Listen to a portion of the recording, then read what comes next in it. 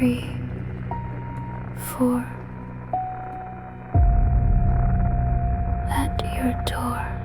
5, 6. Don't turn your head. 7, 8. It's getting late. 9, 10. Start again.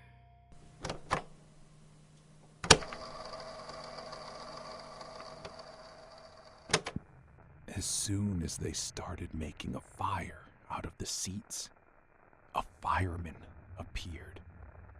He materialized somewhere in the vestibule, facing the conductor. A monster, I tell you. No worse than the conductor. Only he could see and wore a helmet. And he had a boat hook and a fire extinguisher. We nearly dropped bricks when we saw him. He put out the fire with the fire extinguisher, raised his boat hook, and ran out. Well, I see there's nothing much to do here, I said, impressed by the story. Whose luggage is this? I pointed at a dark backpack on the floor, under one of the seats. I don't know. Let's take a look, Uncle Zora suggested. I placed the backpack on the seat, unzipped it, and we began examining its contents. Inside were a few boiled eggs, some sliced dry-cured sausage, some bread, a couple of apples, and a thermos of hot tea.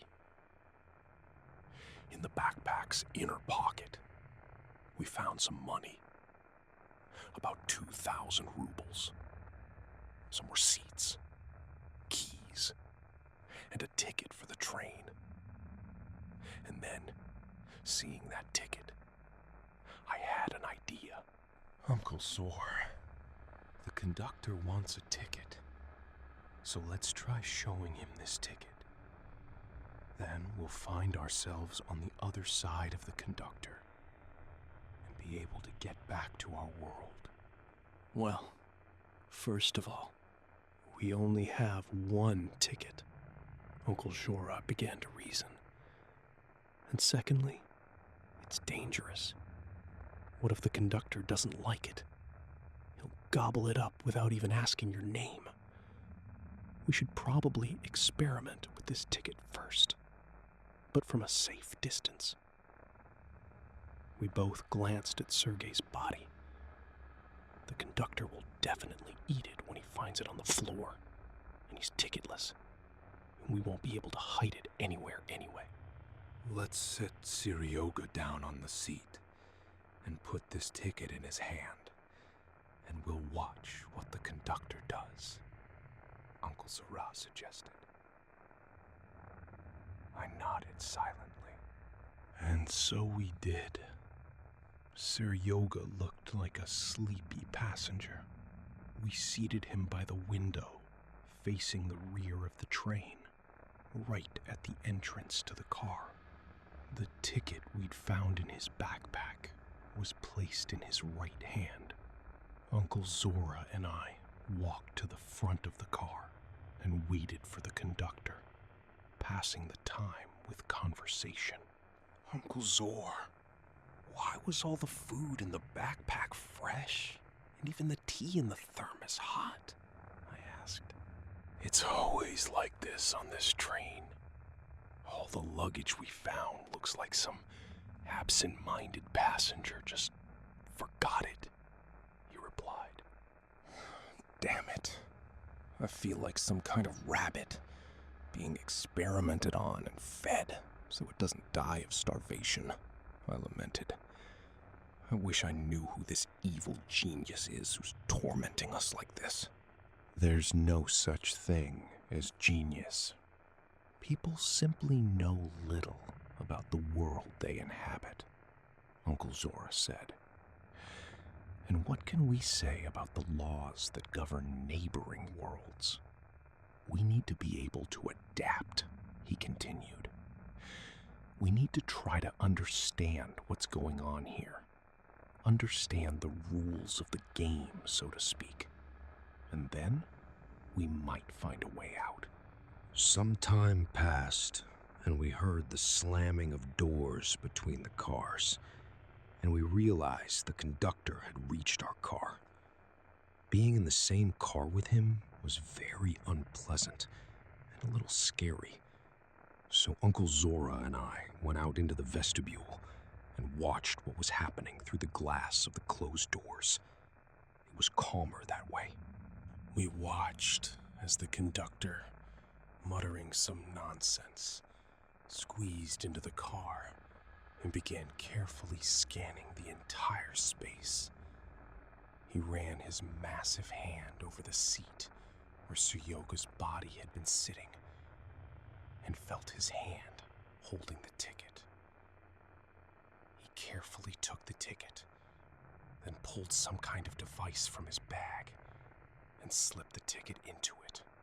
A red light flashed on the machine, and a long, unpleasant sound emitted. The conductor began yelling excitedly, grabbed Suryoga's poor body, and bit off his head in one fell swoop. I vomited all over. We were overcome with despair, mixed with disappointment. And on top of that, fear drove us to get as far away from the conductor as possible. At first, we walked very quickly. We didn't count the cars. But then, fatigue took its toll, and we made a rest. The carriages varied. Some were old, dirty, and rusty. They smelled unpleasant, making it hard to stay in them. Others looked quite new and clean. We sat down in one of them. "Let's have some tea, Valera," Uncle Zora croaked, out of breath, pulling out the thermos we'd found in his backpack and a couple of candies. The thermos's lid doubled as a glass, and a plastic bowl was tucked inside. The thermos was therefore designed for 2 people. I drank from the glass lid, and Uncle Zora drank from the bowl. Uncle Zor, you mentioned some law enforcement officers. What are you talking about, the local police? Yeah, something like that, he said, sipping his tea. I didn't see them myself. Leoka told me. He showed up here before me. So there were 3 passengers. Leoka himself, Suryoga, and Stasik, the half-homeless guy. Stasik lived here long before Leoka and Suryoga. They say he liked it here. In our world, he didn't have a place to live. But here, he had free food and a roof over his head. He even managed to make beer here from the various fruits and candies he found in his bags. One day, they found a note. It said that you could summon the patrol to the train car by pressing the call button and ignoring the noise, shouting, "We have an emergency in the train car." But then it said it was better not to do this, because 2 duty officers would appear and drag off the first person they saw, and you would never see them again. And that resistance was futile. They were incredibly strong, and their appearance made your knees buckle. When Leoka read the note out loud, Stasik started laughing and acting up. He said it was all bullshit about the officers on duty. He'd pressed those buttons 100 times and never seen anyone.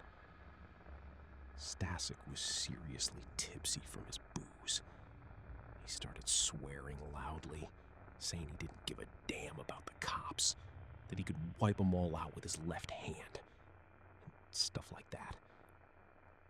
Then, according to Lyoka, Stasek ran to the button, pressed it, and yelled, "We have an emergency in the train car!"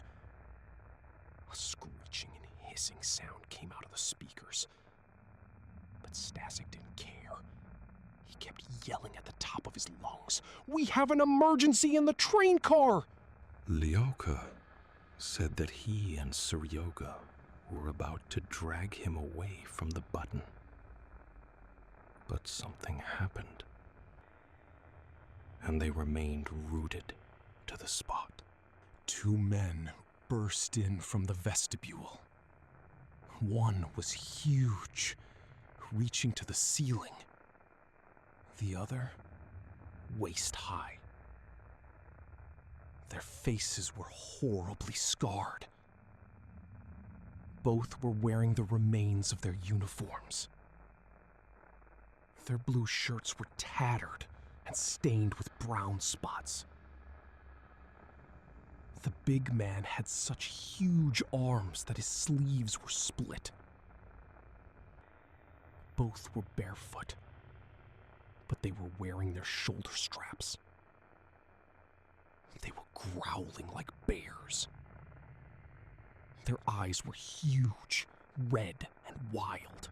They grabbed Stasek and started beating him, knocking out all his teeth and smashing his face bloody. Then they pinned him down, handcuffed him, and dragged him by the legs back the way they came. Lyoka said he and Suryoga were petrified by what they saw. For a long time afterward, they were afraid to go any further through the cars. But the conductor urged them on from behind, and they were forced to continue. They never saw Stasek again, and the trail of blood he left behind ended in the passage between the cars. It was as if all three of them had simply vanished. "Serious matters," I mumbled, unsure of what to say. Then we noticed the train was slowing down. "Looks like we'll be getting to a station," Uncle Zora said thoughtfully, looking out the window.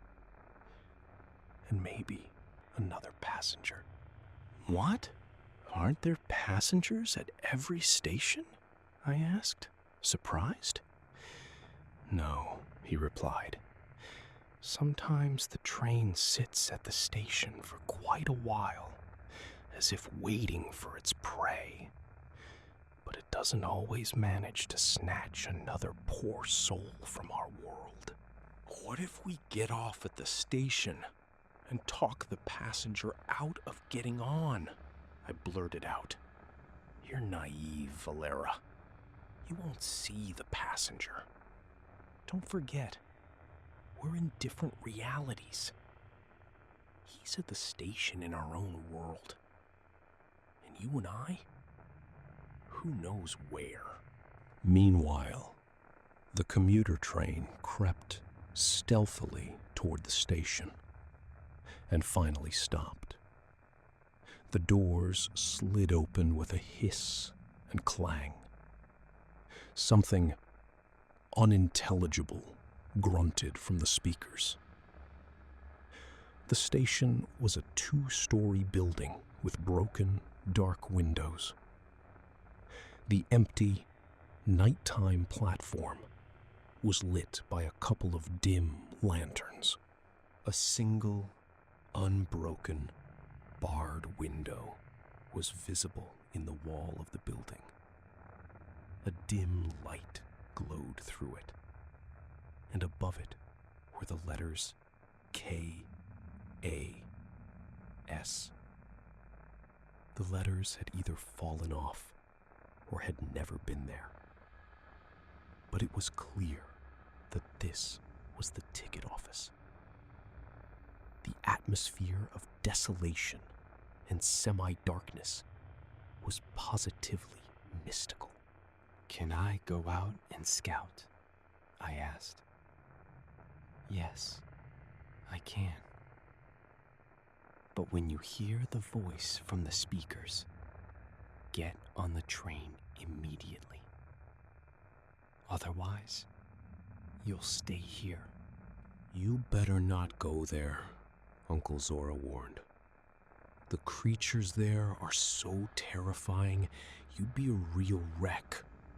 By the way, if you see anyone on the street, run as fast as you can into the train car. They usually don't come here. Apparently, they're not supposed to. But if they catch you on the street, they'll eat you. Stop making things worse, Uncle Zora. I'm afraid to go out now. Of course, Uncle Zora said pointedly. I never go out myself. An eternal frosty night hung over this strange world. But I still decided to leave the train car because I had a plan. I decided to go to the ticket office and try to buy a ticket. As I stepped out of the train, I felt a sharp chill. Strangely, there was no snow anywhere. I only just noticed it. Looking around, I saw train cars on both sides disappearing into the darkness of the forest. Is it really endless? I thought, slowly moving toward the ticket counter. The ticket window was foggy, but the cashier's silhouette was visible behind the dusty glass. It was impossible to get a good look at the cashier himself, and I didn't really want to. The silhouette in the window began to fidget, and suddenly the tray with the 500-ruble bill was thrown backwards, and an inarticulate roar and some cursing came from outside the window. I jumped back in surprise. My heart was pounding. I looked at the doorway in the building. I was uneasy at the thought that one of its inhabitants would hear the noise and come out onto the platform. But everything turned out all right. Carefully taking my 500-ruble bill from the tray, I turned my head toward the train car. And then I saw a movement. Creeping closer, I made out the outline of a figure under the car. Or rather, just its backside. Down on all fours, with his head poked under the car, a huge fellow in a dirty orange vest was fiddling around. A hammer and some other tools lay on the platform next to him. Beneath the car, I could hear his disgruntled grumbling and probably the local mechanic. How could he have missed me? I thought in horror. I wanted to dive into the car before the mechanic spotted me. But then I saw a red ID card sticking out of the back pocket of his dirty trousers. It must be a railroad employee's ID card, flashed through my mind. And a plan instantly formed. I snuck up behind the mechanic, snatched his ID card from his pocket, and rushed to the train car doors. His reaction was simply animalistic, and he immediately rushed after me with a roar. Having wasted precious seconds climbing the train car's iron steps, I felt the mutant catching up to me as I reached the vestibule. Sliding open the doors to the car on the left, where Uncle Zora was waiting, I rushed toward the rear of the train. Before the doors had even closed behind me, I felt the mechanic grab my leg. Collapsing to the floor, I managed to grab the leg of the front seat. Standing on the platform, the mechanic's incredibly long arms reached out to me, even though I was already in the car. Uncle Zora, his face terrified, rushed to my aid, grabbed me by the clothes and began pulling me with all his might into the car. The situation had reached a stalemate. The conductor was inexorably approaching us from the rear of the train, and I was being pulled forward by what was, quite literally, the mechanic's hydraulic arm. Our forces were unequal, and Uncle Zora and I knew the mechanic was about to yank me out of the car like a cork from a bottle. We resisted with all our might. Uncle Zora shouted at me to hold on, but my hand straightened my numb fingers one by one. We looked at each other in horror and mentally said goodbye. Suddenly, I remembered the emergency button. With some incredible effort, I reached for it and, pressing it, screamed at the top of my lungs, "Emergency in our car! Emergency in our car!" And then, the real horror began. A squad of 2 mutants burst into the vestibule, and the first person they caught was the mechanic, who had entered the train up to his waist and was dragging me out of the car by my leg. A second later, I heard the crunch of breaking bones and the mechanic's wild scream. A bloodbath erupted in the vestibule. The car was bouncing around as if a herd of elephants were dancing on its roof.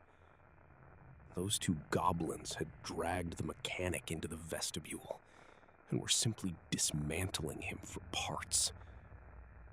The growling and screaming was so loud it was deafening.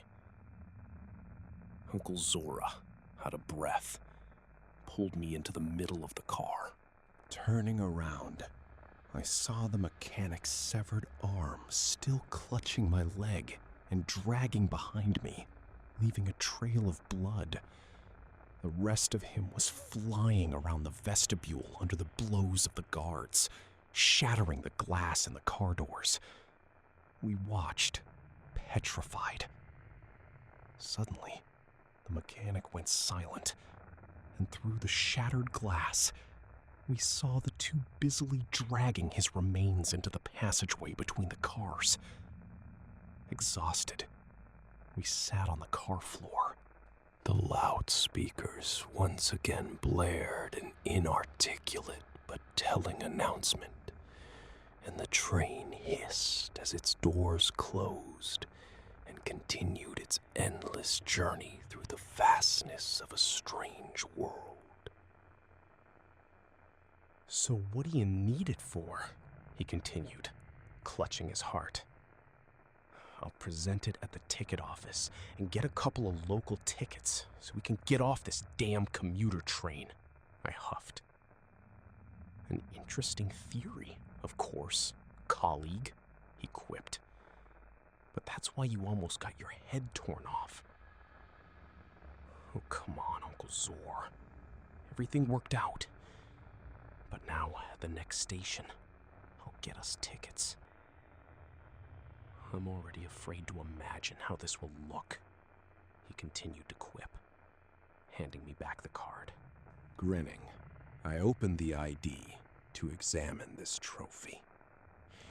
It was as cartoonish as everything else in this incomprehensible world. The neat lines were a mixture of Cyrillic and Latin letters.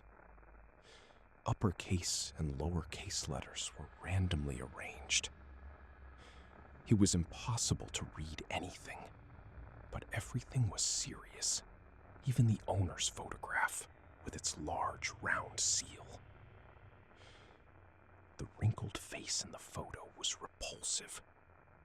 The eyes, one higher than the other, expressed a complete lack of intelligence. The lipless mouth grinned with large, yellow, horse-like teeth. 2 slits in place of a nose and enormous ears completed the picture. "Uncle Zor, do you think the cashier will notice it's not me in the photo?" "Come on, you're like twins." You're the same face, he said, laughing hoarsely. After that joke, But it wasn't easy. The grip of his fingers was literally death. His arm, torn straight from his shoulder, was 2 meters long and very heavy.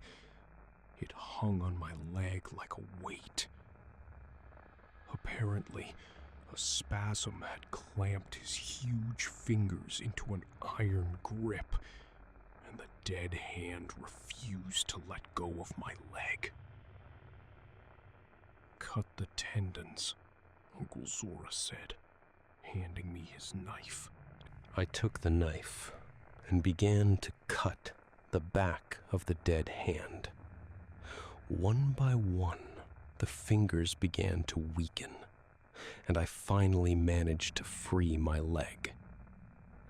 In the dim light of the train car, the mechanic's enormous hand lay on the floor, its wrist swaying like a predatory spider in time with the movement of the train. And we all wanted to leave the car as quickly as possible. It seemed as if the hand would come to life and grab someone by the throat. Uncle Zor, let's get out of here, I suggested. I really don't feel like waiting for the conductor. He silently picked up his bag, and we carefully walked around his hand and toward the vestibule. Throwing the doors open, we were met with a horrific sight. The vestibule was covered in the mechanic's blood, dripping from the ceiling and running down the walls. And scattered on the floor were broken teeth, some bloody scraps, and a huge eye. Shattered glass crunched underfoot. The walls and doors were dented from the impacts. What we saw chilled us to the bone. We were afraid to go on. What if those two were waiting for us in the next vestibule? Uncle Zora entered the passage between the cars. The bloody trail ended there. He opened the vestibule door of the next car. It was empty. There was nothing suspicious in the car either. Valera, we need to walk 10 or 12 cars so we can have a quiet bite to eat and get some sleep, Uncle Zora said without stopping. No problem, I replied, limping. My leg was aching after the mechanic's iron grip, but I was willing to endure it, just to get as far away from that bloody car and the approaching conductor as possible. After walking 3 cars, we found a large plastic bag and a handbag. The bag contained expensive sausage, cognac, a 1.5-liter bottle of Coke, fruit, chocolate, and a jar of olives. A pink handbag lay nearby, its 3-letter label, NGA, glittering with rhinestones. Inside was a standard women's kit. Nothing of interest, except the stun gun we'd brought along. Uncle Zora transferred the food we'd found to his bag, and we continued on. 9 cars further on, we decided to make a stop. We got out the groceries and had a small feast with some cognac. Then fatigue took over, and we dozed off. I woke up to Uncle Zora shaking my shoulder. What happened, Uncle Zora? I jumped up. The train stopped, he said. Another station. I glanced out the window. In the darkness, on the empty platform, stood a concrete ticket booth and a couple of broken benches under a rusty awning. The entire nightscape was illuminated by a dim lantern on a pole. The ticket window flickered faintly, as if a candle were burning there, or a light bulb had a bad connection. I stepped out onto the platform and breathed in the frosty air. Uncle Zora stood in the vestibule, watching me. Uncle Zora, why isn't there any snow here? I asked quietly. It's winter, I think. I don't know, he replied. I've never seen snow in all my travels here. After looking around, I slowly approached the ticket window, placed the ID I'd stolen from the mechanic and a $500 bill in the rusty tray. With a creak, I slid the tray back into the depths of the register. I loudly said, 2 tickets, pointing 2 fingers out the window. A rather large shadow began to move behind the cloudy glass. There was a muttering sound, and a few seconds later, the tray popped out. Inside was my ID, my 500 ruble note, and 2 thick cardboard tickets. At that moment, an unintelligible announcement came over the loudspeakers, and I realized the train was about to depart. Grabbing everything in the tray, I rushed into the car and barely made it into the vestibule when the door slammed shut. Well, Uncle Zora said, all impatience. I handed him 1 ticket. Wow, Uncle Zora exclaimed, carefully picking up a small piece of cardboard with a stamp and a string of random letters. These are local tickets, he continued. Yes, this one's yours, and this one's mine. I showed my ticket, and we got them for free. Apparently, just 1 ID is enough. Uncle Zora, let's wait for the conductor, and I'll stand in the aisle and show him my ticket. You'll stand a little behind me, too, in the aisle, so to speak, at a low starting point. If that mutant suddenly doesn't like the ticket... I just feel sorry for Leoka, I continued. Will he really stay here forever? We'll never catch him anyway. He's far ahead, Uncle Zora replied. He and Sergei chose their own path. Sergei died, and I'm not sure Leoka is still alive. You and I have a chance. It's risky, but we have to see it through. Uncle Zora, what's going on behind the conductor? Why do the cars disappear behind him? I don't really know. Maybe the car itself becomes some kind of portal through which you can get to our world. We didn't want to leave that car. It seemed like it brought good luck, and that it was in that car that our tickets would be the lucky ones. After a while, we heard the vestibule door slam and saw the conductor struggling through the car doors. His inarticulate muttering filled me with a kind of quiet terror. I wanted to run immediately, but I pulled myself together, took the stun gun from Uncle Zora just in case, and walked to the center of the car. Holding my ticket out, I stood there, ready to run as far away as possible if I failed. Uncle Zora stood about 5 steps behind me, equally prepared to leave the car. We knew the conductor wouldn't run after us, but his inhuman reflexes and his long, scoop-like arms kept us on guard. He slowly advanced on me, scanning the car. I repeatedly heard the phrase, "Show your ticket," in in his muttered voice. Finally, he felt my outstretched hand with the ticket, carefully took it, and reached into his bag for his ticket machine. My heart was pounding terribly. I clutched the stun gun in my hand, ready to jump back if the annoying buzzer sounded.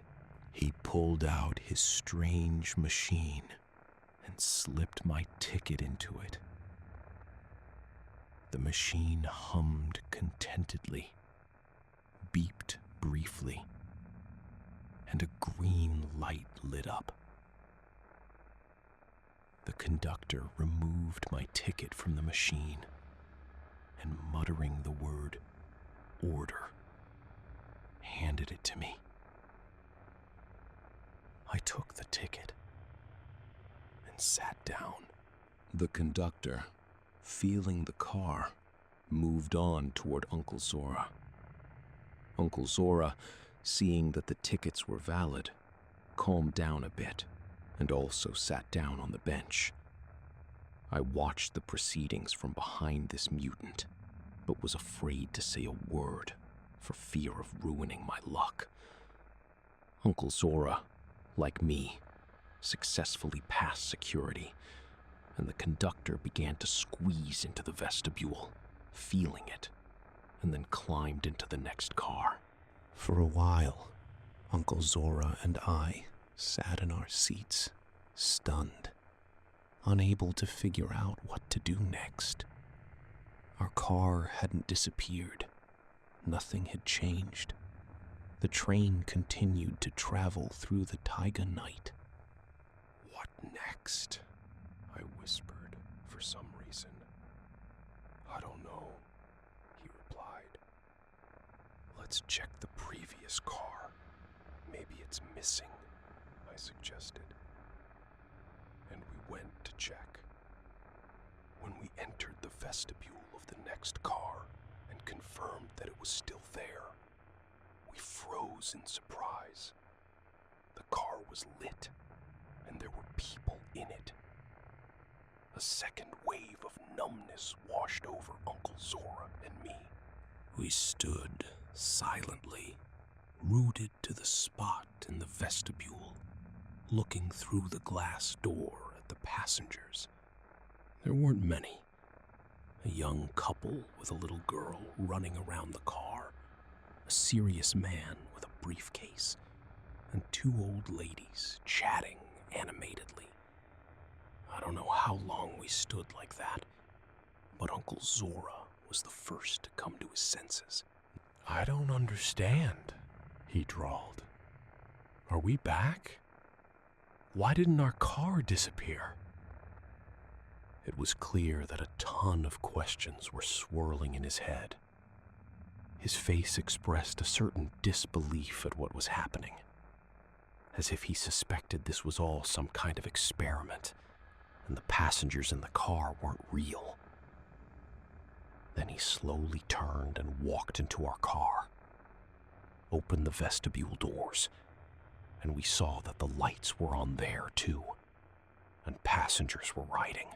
Just a minute ago, it was an empty, dark carriage of a ghostly commuter train, and now there are passengers there, and they're riding along as if nothing had happened.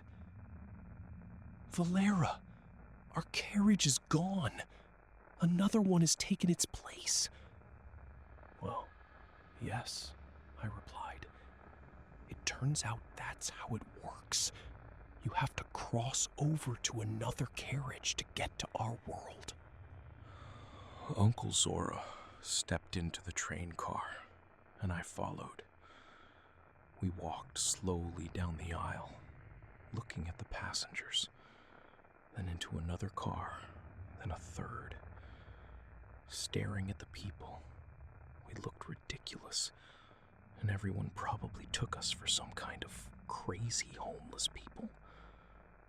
But we gradually realized that we had managed to escape the eerie world of the ghost train. The people around us were real. Everyone was going about their business. We did it, he said, giving me a fatherly hug. I hugged him back. A wave of joy washed over us.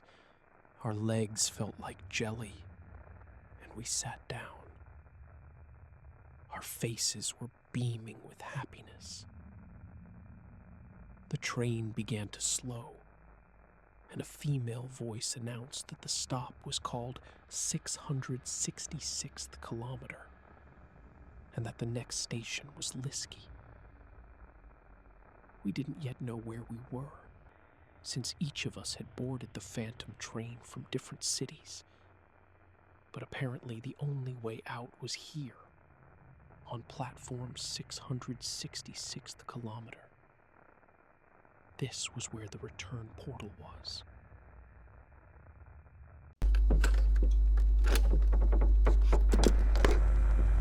One, two.